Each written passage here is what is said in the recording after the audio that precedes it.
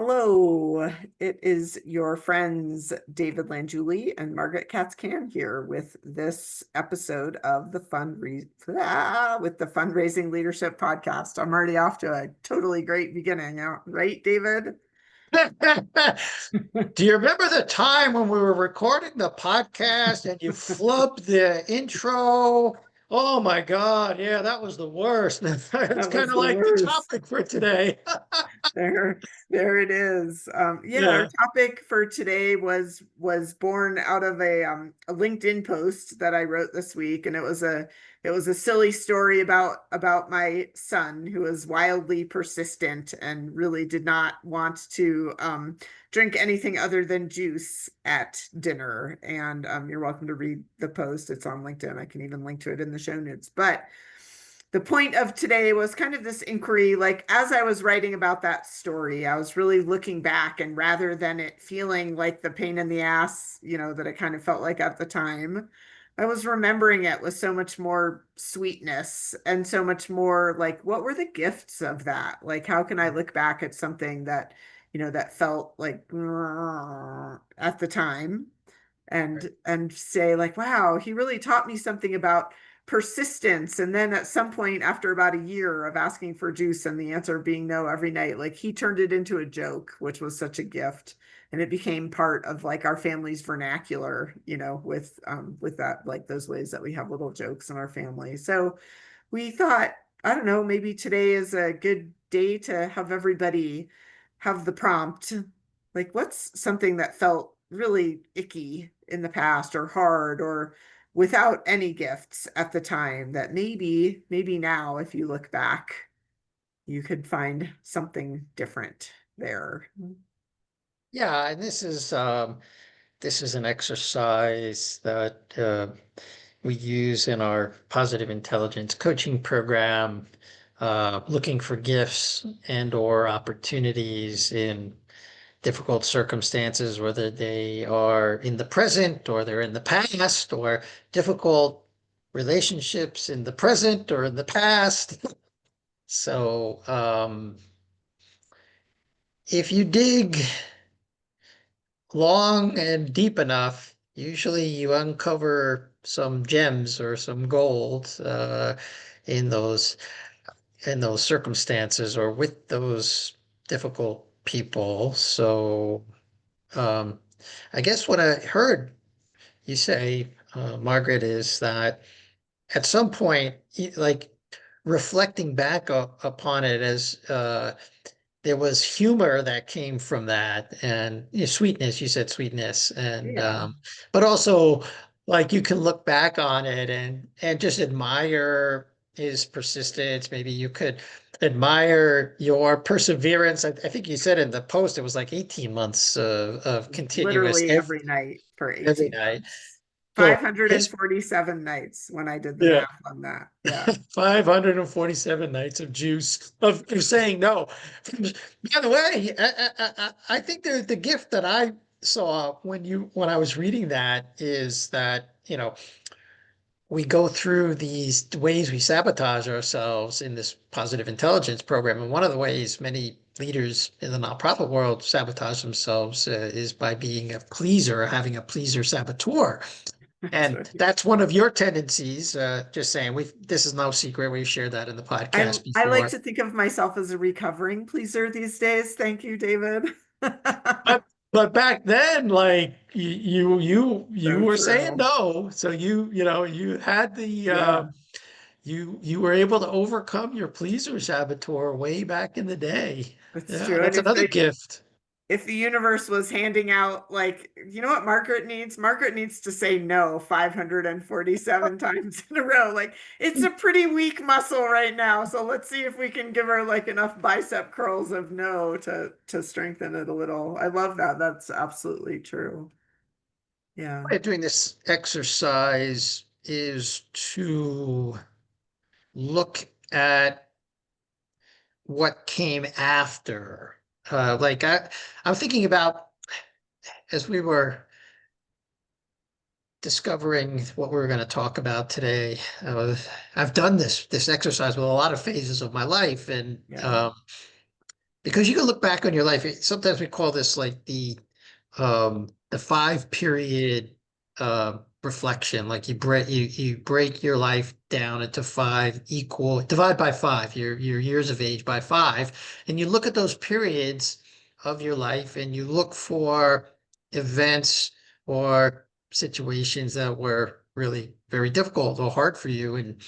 Um and I've done this several times. The one period that comes up for me, and even as we were talking about it today, is like my graduate school years in New York City at Columbia University engineering. And to this day, it can be very difficult for me. That was a very difficult time for me, and it can be difficult to find the gifts that came from that. Um, Although it led to it that experience led to my early professional life. So that's what I can say about it. There was a direct link between that educational experience, as difficult as it was, and my first couple of jobs in the corporate world. So, which Yeah. allowed me to, that was the gift. Like it allowed me to provide for my family and for myself and earn money and um, travel around the United States and Europe And and get to realize meet. eventually that you didn't want to be an engineer and that there was something else out Well, there that's for it. you. Well, then I did realize I didn't want to be an engineer, so there was a gift there too, because just wasn't my thing, and it pointed me in the direction. That's really good, Margaret. I like that. It pointed me toward people orientation. Like I just realized I wanted to be more people oriented, and that led me into sales, which led me into fundraising, which led me into coaching. So yeah, Yeah.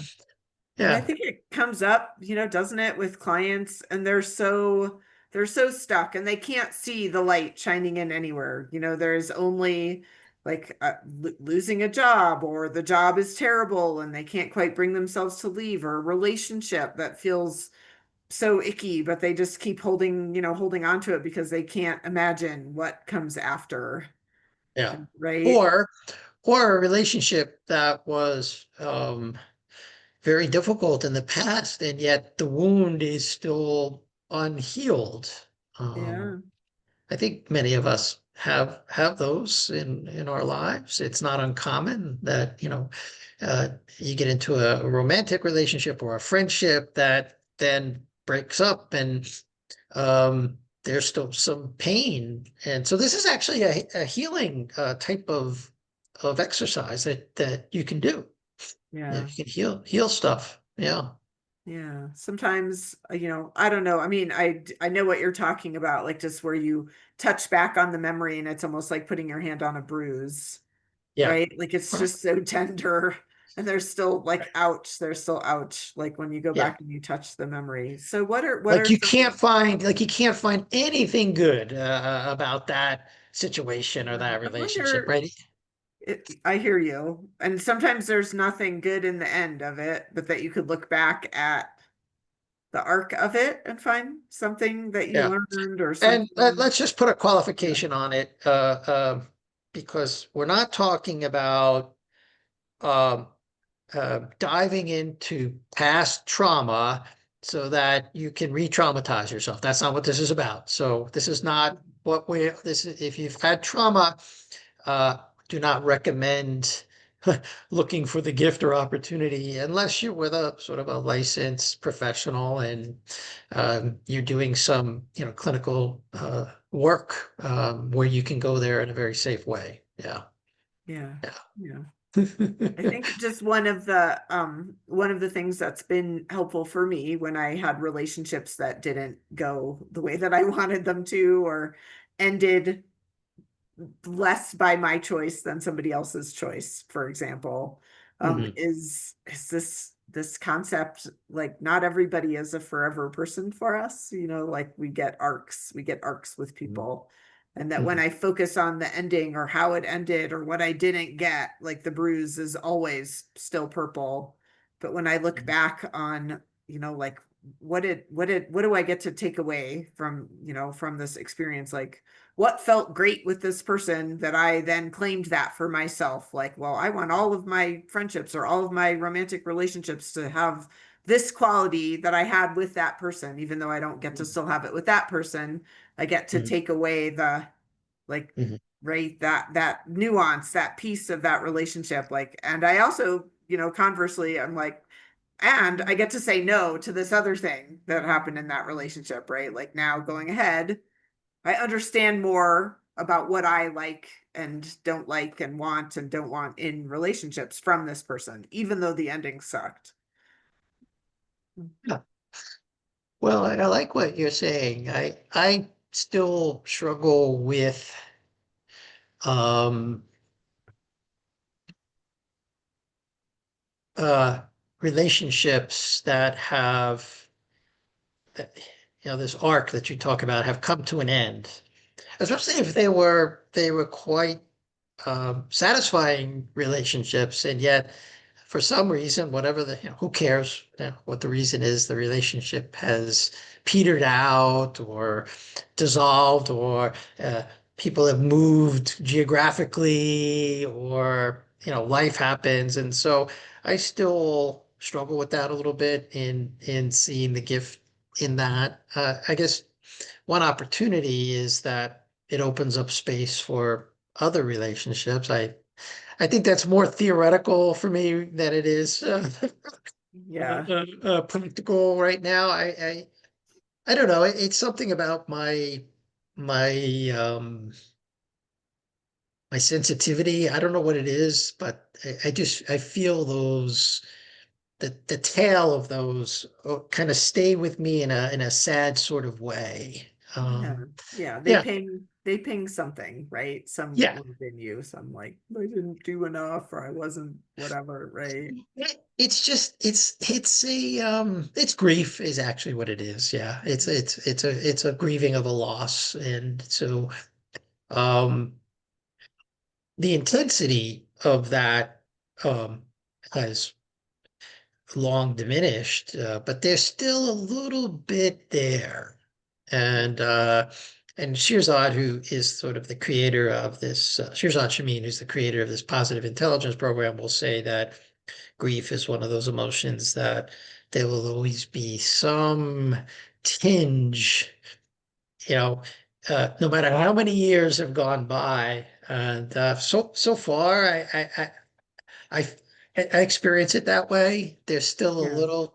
a little bit like one dropper full of color in a clear glass of tinge like that, you know? Yeah. As you're speaking, yes to the grief, and then also sometimes braided together with the grief, or sometimes as a parallel strand for me, especially if I haven't been in choice, or if a relationship has ended, not the way that I wanted it to go.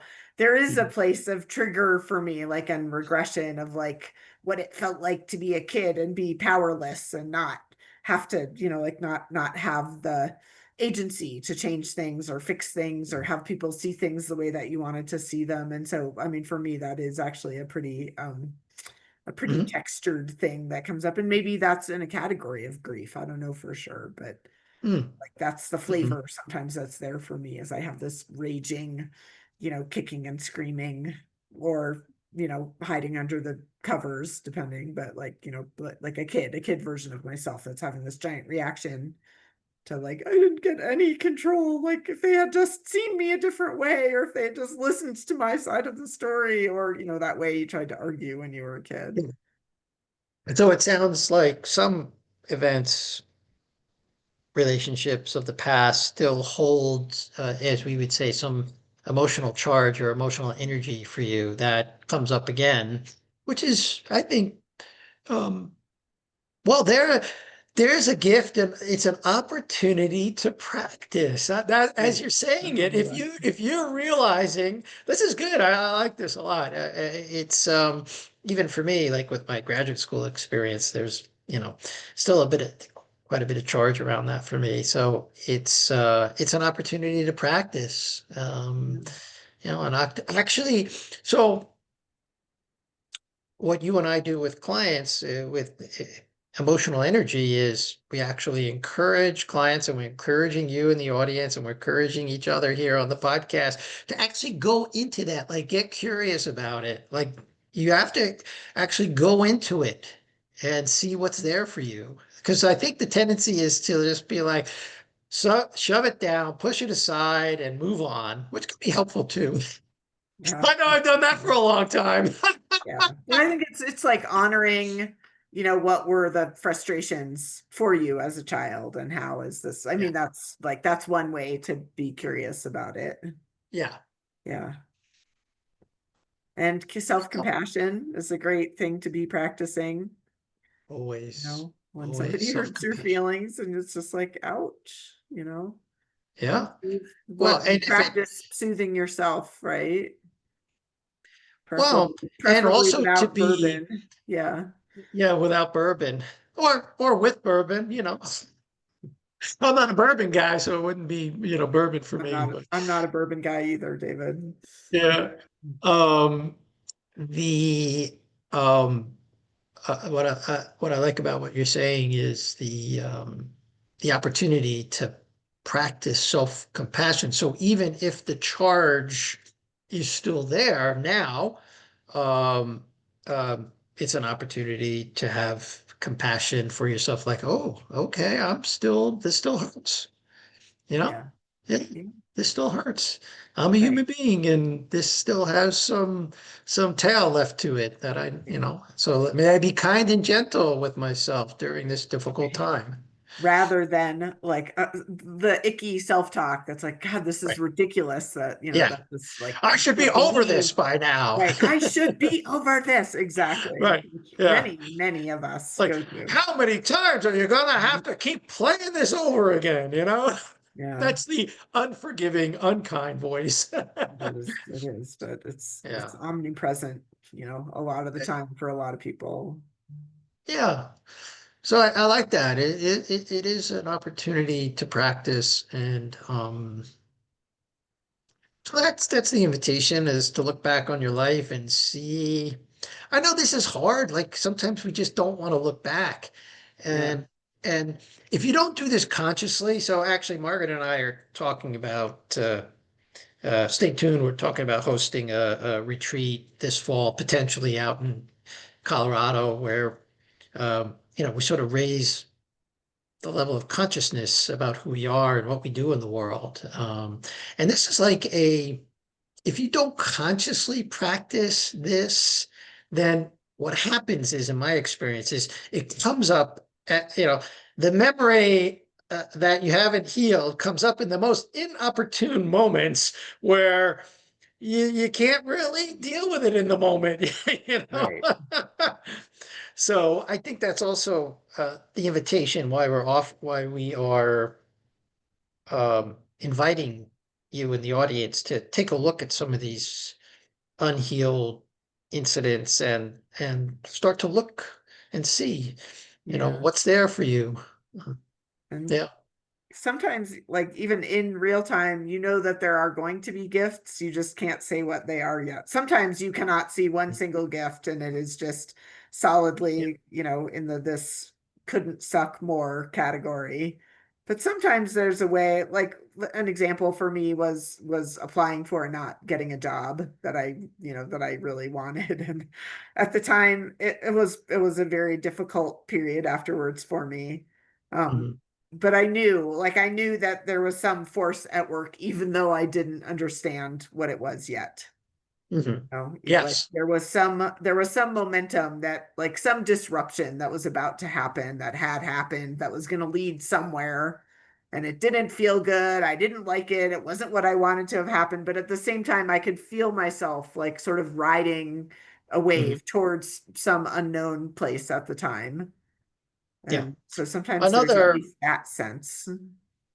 another expression, as we're having this conversation, I don't use this one that often, but now that we're talking about it, I'm going to use it more. Like when you're in the midst of something that you don't like, or that's difficult, or that's not going the way you want it to, a, a hopeful expression is, this is for me.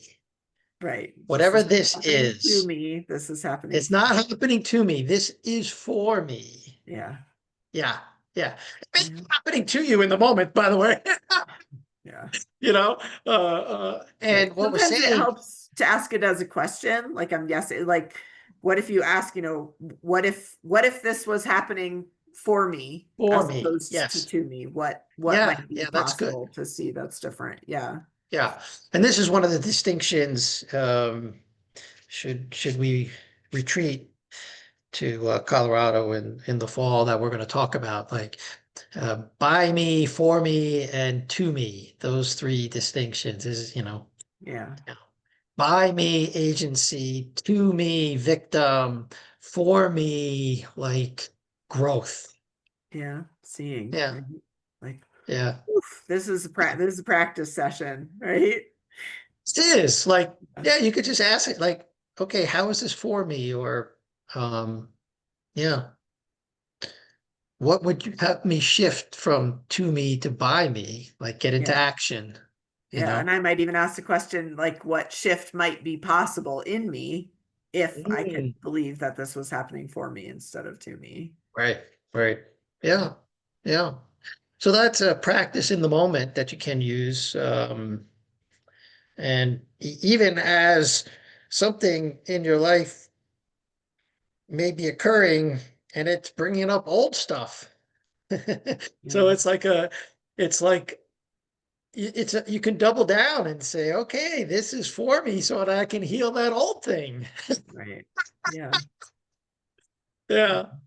Yeah. Yeah. And So, I just want to be really clear. This is not about, being told there are other fish in the sea, right? Like this is not right. about devaluing that you actually have a right to your experience, that you are entitled to feel disappointed, that you are entitled to be sad, that, this isn't instead of that. This isn't trying to talk you out of the fact that something really felt sucky.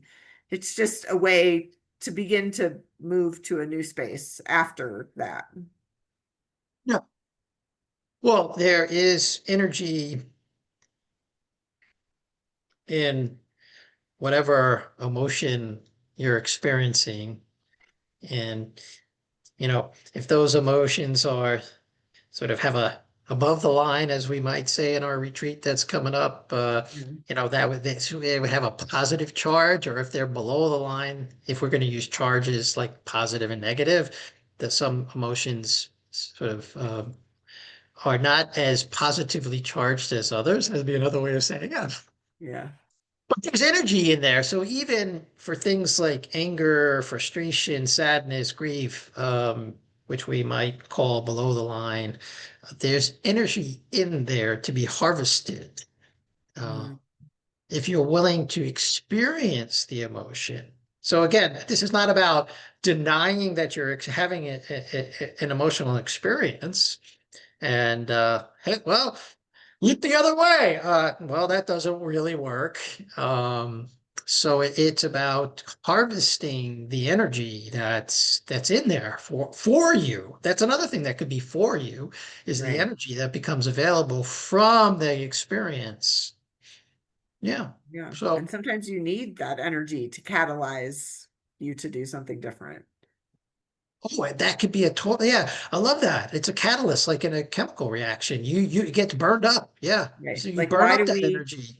why do we experience anger? Well, usually we get angry when somebody is stepping on our toes or somebody, including ourselves, has broken a boundary that we, had tried to hold or Or a value. Mhm. right, somebody has stepped on our toes in terms of the value, and you need the anger sometimes to catalyze a redrawing of where your boundary was or pulling your toes out from under the other person's foot.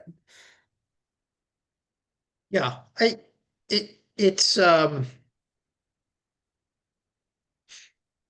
apropos some of our other conversations about the uh political environment. A lot of people are angry and frustrated with the current administration at the federal level.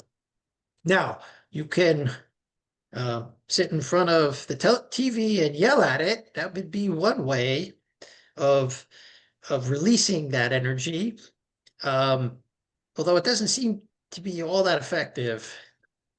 Or you could harvest that energy and put it to some other, use in terms of Right. getting into Some action.